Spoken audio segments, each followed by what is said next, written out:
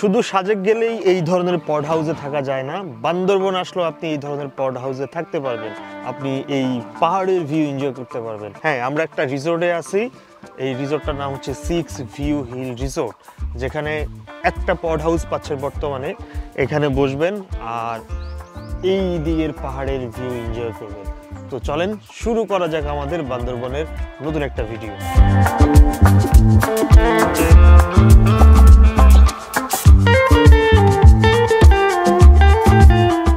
Okay viewers, এখন হচ্ছে সকাল 8:10। আমরা বান্দরবন শহরে, পেছনে হচ্ছে বান্দরবন বাস স্ট্যান্ড। আর আমরা কিন্তু শহরে থাকবো না বা শহরের আশেপাশে থাকবো না। এখান থেকে 6 কিলোমিটার দূরে মিলনছড়ি পুলিশ চেকপোস্ট, তার আশেপাশের একটা রিসোর্টে থাকবো, যেটা প্রথমেই দেখাইছি ভিডিওর প্রথমে। এবং সেটা কিন্তু পাহাড়ের উপরে বা টিলার উপরে, চারপাশে কিন্তু খুবই সুন্দর সুন্দর ভিউ দেখা যাবে। তো কালকে সারা রাত ড্রাইভ করছি, আমি ড্রাইভ করছি ফেনী পর্যন্ত ড্রাইভ করছি, তারপরে আমার নতুন ড্রাইভার যুক্ত করছে, এই যে সে পুরো রাস্তা ড্রাইভ করে আসছে এবং খুবই চমৎকার চালাইছে। আমার সর্বোচ্চ ড্রাইভিং, হ্যাঁ সর্বোচ্চ লং ড্রাইভ, মানে খুবই চমৎকার চালাইছে। ও কিন্তু নতুন আমাদের ড্রাইভার হিসেবে যুক্ত হয়েছে, হ্যাঁ আমাদের সাথে। থানচি রুট বন্ধ থাকায় এবারের বান্দরবন ট্রিপে আমরা ছিলাম থানচি যাওয়ার পথেই এই পাহাড়ি রিসোর্টে। বান্দরবন শহর থেকে মাত্র 4 কিলোমিটার দূরের এই রিসোর্টটির নাম হচ্ছে 6 ভিউ হিল রিসোর্ট। যারা বান্দরবন শহরের আশেপাশে ঘুরতে চান বাট শহরে না থেকে সবসময় পাহাড়ের আশেপাশে থাকতে চান, তাদের জন্যই মূলত এই রিসোর্টটা। আচ্ছা, এটার নাম হচ্ছে 6 view hill resort Bandarban. Operation করে হচ্ছে ট্রিপ ছিল। আচ্ছা, এখান থেকে মেবি মিলনছড়া চেকপোস্ট কতটুকু দূরে? পাশেই না, 1 মিনিট ডিসটেন্স, মানে 1 মিনিট হাঁটলেই এখান থেকে মিলনছড়া চেকপোস্ট। তার আগেই কিন্তু ওনাদের রিসোর্টটা। আমরা তো রিসোর্টে ঢোকার সাথে সাথে এমন একটা ভিউ দেখে সারা রাতের ক্লান্তি নিমিষেই দূর হয়ে গেল।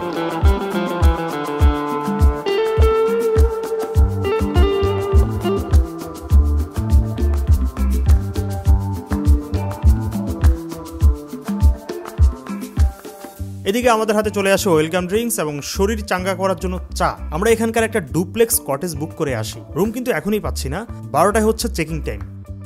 আপাতত আমাদেরকে একটা রুম দেয়, যেই রুমটাতে এসি পাচ্ছি এবং একটা বারান্দা পাচ্ছি। এই রিসোর্টে কিন্তু নন এসিও রুম অ্যাভেলেবেল। ইভেন আজকে রাতে আমরা যে কটেজে থাকবো সেই কটেজও কিন্তু নন এসি। ডিসকাউন্টের পর এই রুমটার ভাড়া হচ্ছে 5,000 টাকা। ওকে, রুমে কিছুক্ষণ রেস্ট করে চলে আসি ব্রেকফাস্ট করার জন্য। আচ্ছা, সকালবেলা ব্রেকফাস্টে আমাদের যা যা থাকতেছে সেটা হচ্ছে পরোটা, সবজি, পেঁপে, পাহাড়ি বড়ই, হেভি লাগতেছে। সাথে হচ্ছে ডিম ভাজি আছে, ডাল আছে, কলা আছে।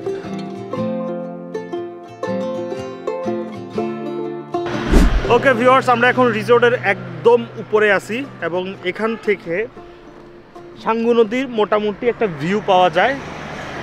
রিসোর্টের এই সাইডটাতে হচ্ছে রাস্তার ওই পারে হচ্ছে সাঙ্গু নদী, আর ওই সাইডটা হচ্ছে নীলাচলের ভিউ। এবং সেই ভিউকে কেন্দ্র করে একটা রুম আছে, যেটাতে আসলে মূলত আমরা থাকবো। রুমের নাম হচ্ছে ভিলা। এই রুমটাতে থাকার জন্য মূলত আমরা এখানে বুক করছি। এখন চলেন আমরা ওই রুমে চেক ইন করি। যদিও সকালবেলা আমরা যখন এখানে আসছিলাম তখন রুম খালি ছিল না, এখন অলমোস্ট দুপুর 12টা। আমাদেরকে যদিও তারা একটা রুম দিছে নিচে ওই রুমে থাকার জন্য, বাট আমরা 4 জন আছি, 4 জন এই রুমেই থাকবো এবং 4 জন থাকার জন্য কিন্তু এই রুমটা পারফেক্ট। আসেন রুমটা দেখাই, কি সুন্দর। যাই হোক, এইটা দেখতে কিছুটা পড হাউসের মতো। এটা হচ্ছে মূলত রুম, নিচে 2 জন থাকা যায়, উপরেও থাকা যায়, চাইলে এখানে বেডিং করেও 2 জন থাকতে পারবেন, কিন্তু মূলত 4 জনের জন্য এই রুমটা। তো আমরা এই রুমটা বুক করছি এবং রুমটা কিন্তু খুবই সুন্দর।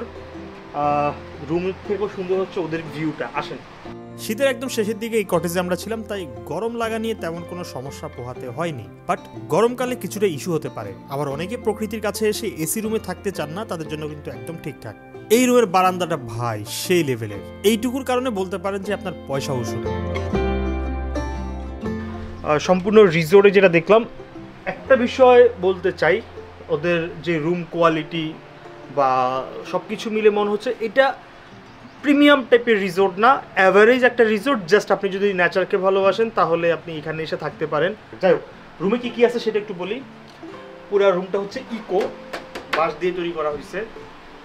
এখানে বেড আছে, ব্ল্যাঙ্কেট আছে, এখানে এক্সট্রা বালিশ তারপরে মানে যা যা থাকে বেডিংপত্র সবই আছে। উঠার জন্য এখানে একটা চঙ্গা আছে, লোহার চঙ্গা, আর ফ্যান আছে, এখানে একটা ওয়াশরুম আছে, আর এখানে কলা দিয়ে দিছে, ফল টল আর কি টুকটাক দেয়, কলা বড়ই, তারপর হচ্ছে কমপ্লিমেন্টারি সম্ভবত এগুলা কমপ্লিমেন্টারি হওয়ার কথা। চিপস আছে, কফি স্টেশন আছে, 2 লিটার একটা পানির বোতল আছে, একটা রুমের সাথে যেগুলা থাকে আর কি, পেস্ট, তারপরে হচ্ছে আপনার ডেন্টাল কিট এগুলো দিয়ে দিছে, এই তো সাবান, শ্যাম্পু, টিস্যু, এই হচ্ছে টোটাল রুম।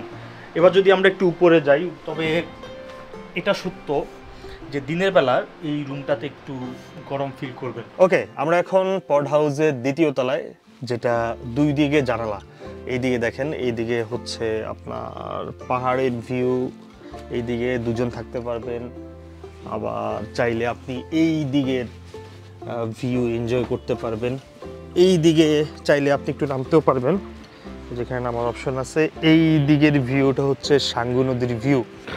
এই দিকে চলে যাই, তাহলে এই যে দেখেন এখানে হচ্ছে থাকার জায়গা। হ্যাঁ, ওকে, আমি একটু সামনের দিকে যাই। ওকে, এই দিকে হচ্ছে পাহাড়ের ভিউ। ওয়াও, জোস, মানে 2 দিক থেকে ভিউ পাওয়া যায়, জোস। রিসোর্টের সবচেয়ে বেশি ভালো লাগছে আমার এই সিঁড়ির রাস্তাটা। হ্যাঁ, এই দিকটা হচ্ছে রাস্তা, মেইন রাস্তা, মেইন রোড, মানে ওই থানচির যাওয়ার রাস্তাটা হচ্ছে এটা, আর এটা হচ্ছে সিঁড়ি রাস্তা। আর এখানে একটা ফল পাইছি রিসোর্টে, এই যে দেখেন এই ফলটা, একটু ক্লোজে আসো, যে ফলটা খুবই মিষ্টি। এটার নাম আসলে কি আমি জানি না, আমার একটা ফ্রেন্ড বলতেছিল এটার নাম নাকি নেশপাতি, বাট খাইতে অনেক টেস্টি। এখানে যতগুলো ছিল ওগুলো আমরা খেয়ে ফেলছি, আপনাদের জন্য একটা রাখছি, কেউ চাইলে এসে খেয়ে ফেলতে পারেন। আর রিসোর্টের মানুষ বা রিসোর্টের লোকজন যদি কিছু বলে সেটার জন্য আমি দায়ী না।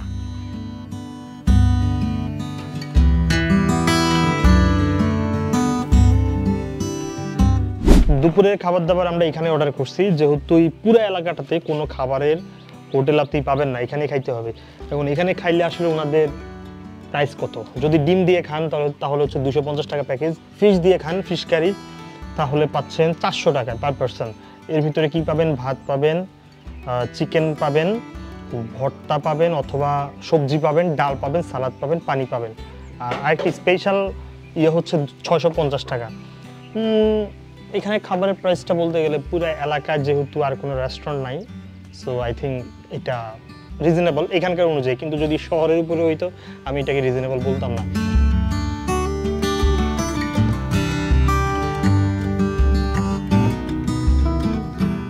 আচ্ছা, এখন বিকেল 3:45, আমরা এখন যাচ্ছি বান্দরবান শহরে, সেখানে গিয়ে আমরা স্বর্ণ মন্দির দেখব।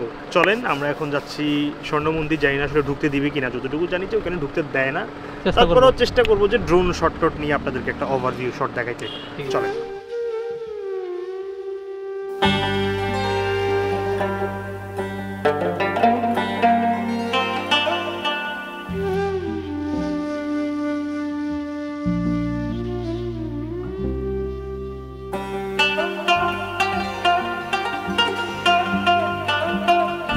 আমরা চলে আসছি হচ্ছে স্বর্ণ মন্দিরের সামনে, বলবো না নিচে, কারণ এখন বর্তমানে স্বর্ণ মন্দির ট্যুরিস্টদের জন্য অ্যালাউ না।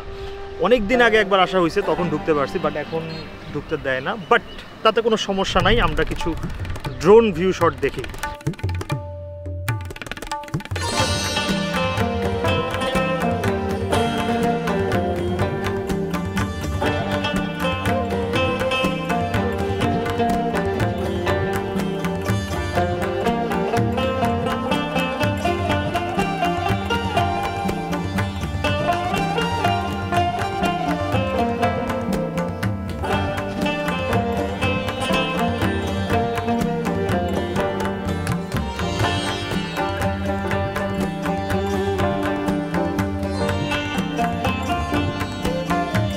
বিকেলের পুরো সময়টা আমরা স্বর্ণ মন্দিরের আশেপাশে কাটিয়ে চলে আসি আবার রিসোর্টে।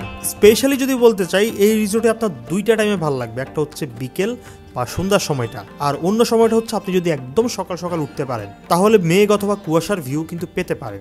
এখন কথা হচ্ছে এই রিসোর্টে কিন্তু ডুপ্লেক্স কটেজ একটাই, তাই এটা মোটামুটি সারা মাসে বুক থাকে। রিসোর্টে কিন্তু আরো কয়েক ক্যাটাগরির রুম পাচ্ছেন, সেগুলোর প্রাইসও অনেকটা রিজনেবল। যদি এই রিসোর্টে আসার কোনো প্ল্যান থাকে তাহলে ওইখানেও থাকতে পারেন। রিসোর্টটির সকল ডিটেলস পেয়ে যাচ্ছেন ভিডিওটির ডেসক্রিপশন বক্সে।